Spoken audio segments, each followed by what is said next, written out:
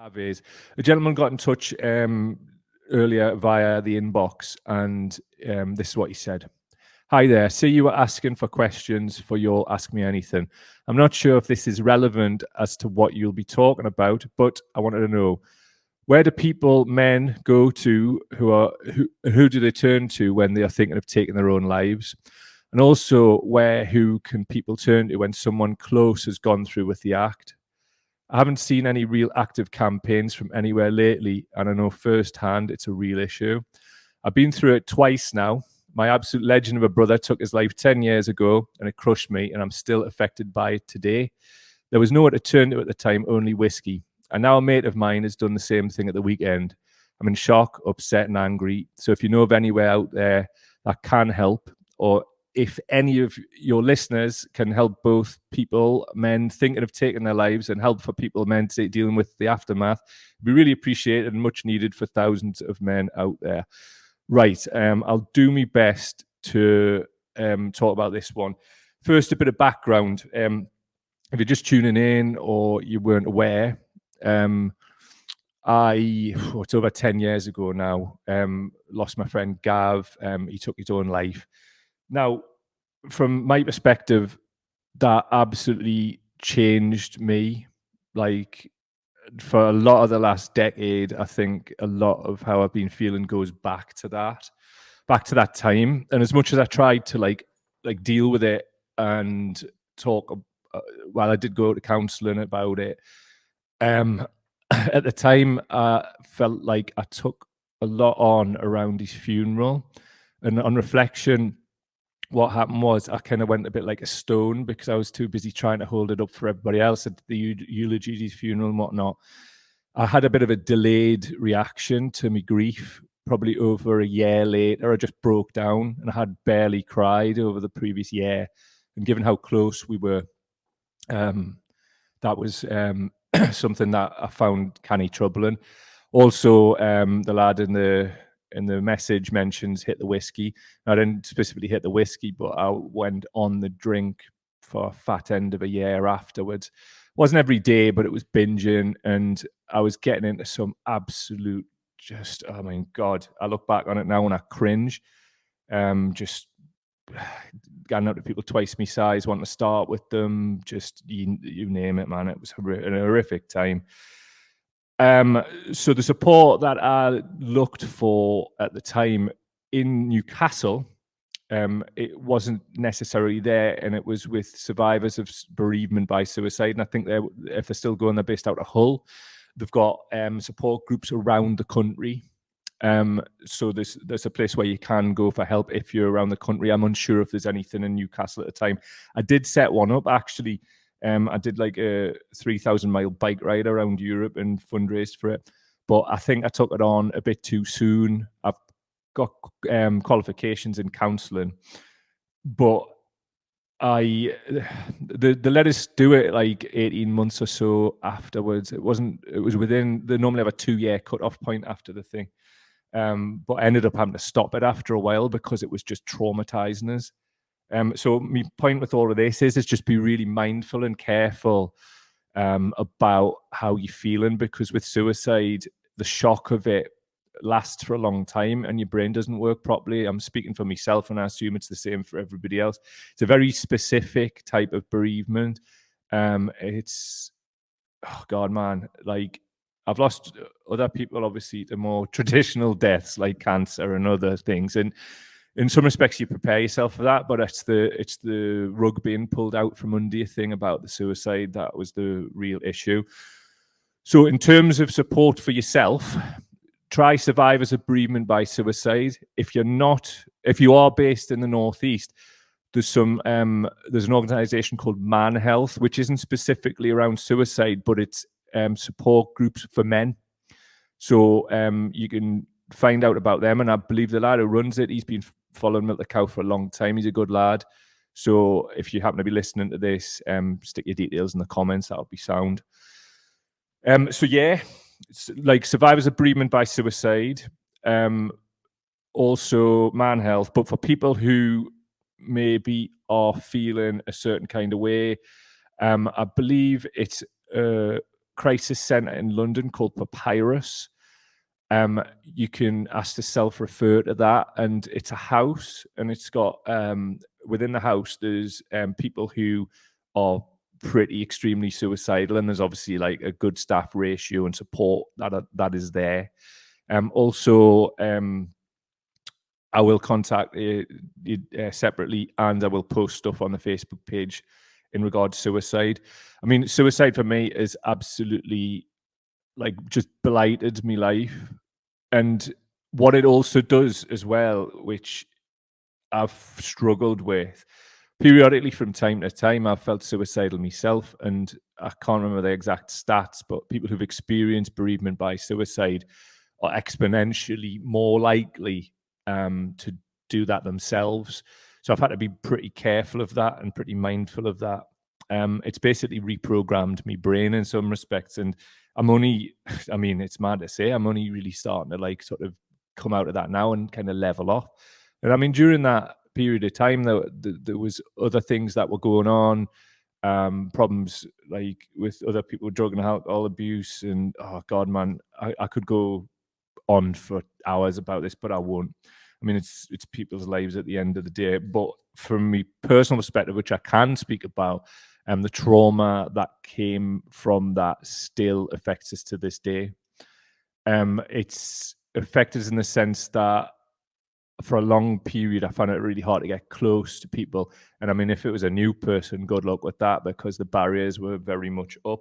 And you know, working through it through counselling, I realised that was because I was scared of letting anybody get close again. And that's friends, relationships, whatever, because I was scared of feeling that level of hurt again if they were to do what my friend did. And that changed us from being a glass half full person to, I mean, half empty for the majority of it. Like just going, right, this is not going to get any better, is it? What I want to say is it's a hard and it's a windy road, but it has got better. And that's basically down to just sticking around long enough and trying every day for it to get better. There's no hard and fast way of being able to get past this. You've got to let it run its course, but you've got to be kind of active within that. But it needs to be balanced. If you push, I did that for so long. I ended up having a fucking breakdown, basically. So I've learned to rebalance that and not push too much too soon. Push a bit, step back, see how I'm feeling. Also, try and have your support network around you. But talk to them as well. You're going to be angry. You're going to be depressed. You're going to oscillate wildly between the two. And sometimes you're not going to know which is depression or anger. Anxiety will happen. And it's about how you can control that. This is probably going to affect the relationships you have with your friends and your family too, particularly if they know the person that you've lost as well. It's such, like I said, it's such a complex thing. But also, this is the main issue that I feel stymies this particular style of bereavement, and also stymies the healing process as a result of it. And it's taboo.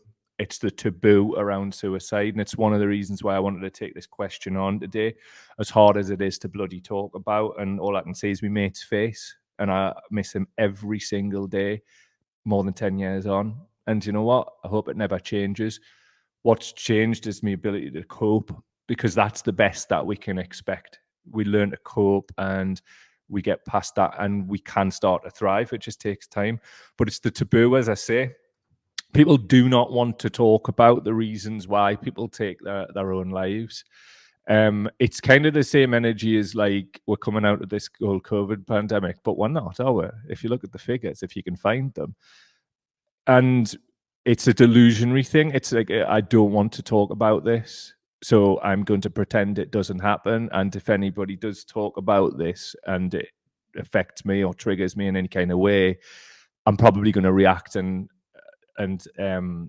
target them. And I've certainly experienced that too, because I know through like training as a counsellor, and I want to say it's a different world entirely to being on the other side of the desk and all of that, but it does give you a bit of knowledge on what I should be doing, and I've tried to do as much of that as I possibly can, which is face it, acknowledge it, understand that it's happened, do your very best to absorb that and not like take it out on the people around you, and certainly don't take it out on yourself. As I say, there's a few times, I mean, there's one time in particular, and this was probably like, dear me, maybe it's 18 months after it happened. I just couldn't sleep that night. I'd went off work on the sick again because I'd had some kind of rebound effect, some traumatic rebound effect. And I was just sat there with a, we'll call it a gully in the northeast, a bread knife. And I just sat there with it next to us, like times I had it on my wrist all night until sunrise. And it was that moment that I decided that I wasn't going to do it. And do you know the thing that stopped us from doing it during those extreme times? Knowing how it feels. That was it. It wasn't out of respect for my own life. It wasn't for the sanctity of my own life. It wasn't for anything like that whatsoever. Like, in some respects, I hated myself because of how fucked up all the grief was. It was not wanting to visit any of those feelings whatsoever onto anybody around us that I love. And the very, very, very odd time these days, I'll get like that, but it doesn't take as long to come out of it. And I've acknowledged that that's just part of my life.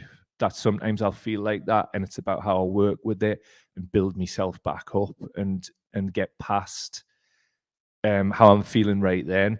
And what I say to myself, like, is like, through experience, I know that this isn't forever. It might last a day, but it's quite often it lasts about an hour, and I just milk it for the rest of the day. Like, that's how it used to be, because, you know, in some respect, that was a good thing, just because I just didn't have the mental capacity to be able to deal with the depths of how I was feeling from losing my friend. If you're listening or watching this, I hope you never go through this. I hope you never go through what the gentleman who contacted us there, which sparked this conversation, is going through now. And I'd just like to say to you, my friend, before we move on from this, don't ever feel alone with it. If you feel I haven't given you enough in terms of like practical advice on who to speak to, get back to us in the inbox, mate, and I'll do everything that I can to signpost you to some support, and I'll help you look through it. Because I know what it's like when it first happens. Your brain freezes, and even being able to like type something into Google's like kind of like acknowledging that it's happened. So sometimes you just need a friend, and sometimes that friend is better off being a stranger.